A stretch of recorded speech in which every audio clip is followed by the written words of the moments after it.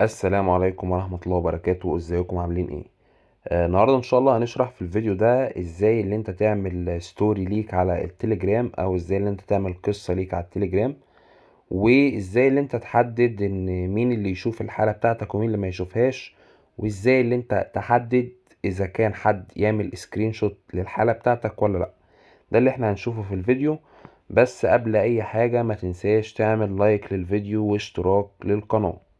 اول حاجة هنفتح التليجرام كده. التليجرام بيكون زي كده. انا عايز اعمل حالة، هقوم ساحب السهم لتحت كده اهو.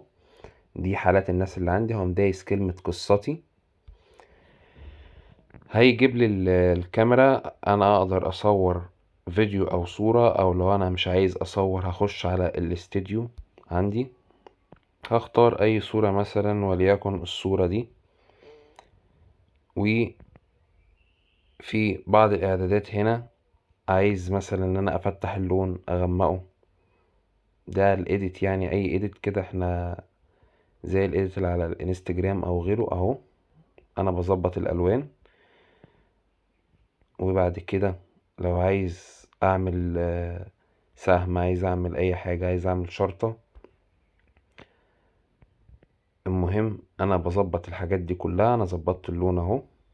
لو عايز اعمل ملصق، دي الملصقات اهي. ممكن اعمل ملصق زي ده، اخلي مكانه هنا. لو عايز اكتب اي حاجة ممكن اكتب اي جملة او اي حاجة. وبعد كده بدوس التالي. هنا بقى الخطوة دي مهمة جدا نركز فيها. مشاركة القصة، اختيار من يمكنه مشاهدة قصتك. دي مهمة جدا يا جماعة. انت عايز الناس كلها، كل اللي انت عنده على التليجرام يشوف القصة بتاعتك، ولا الناس اللي معاهم ارقامك بس واللي انت مسجل ارقامهم، ولا الاصدقاء المقربون، ولا مستخدمون محددون؟ لو دوست مستخدمين محددون هيطلب منك اللي انت تحدد مين اللي يقدر يشوف القصة بتاعتك. فالخطوة دي مهمة جدا. الخطوة الأخيرة الأهم منها اللي هو السماح بتصوير الشاشة. لو انت عايز حد ياخد القصة بتاعتك سكرين شوت بتدوس السماح. لو مش عايز حد ياخدها سكرين شوت بتدوس عدم السماح. وسيتم تعطيل التنزيل والمشاركة وتصوير الشاشة لهذه القصة. محدش يقدر ياخدها سكرين شوت.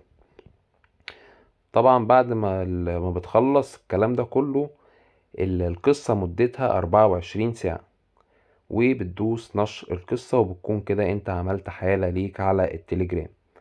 في نهاية الفيديو طبعا بشكركم على حسن المتابعة، واتمنى ان انتوا تعملوا اشتراك في القناة، ونتقابل في فيديوهات تانية. والسلام عليكم ورحمة الله وبركاته.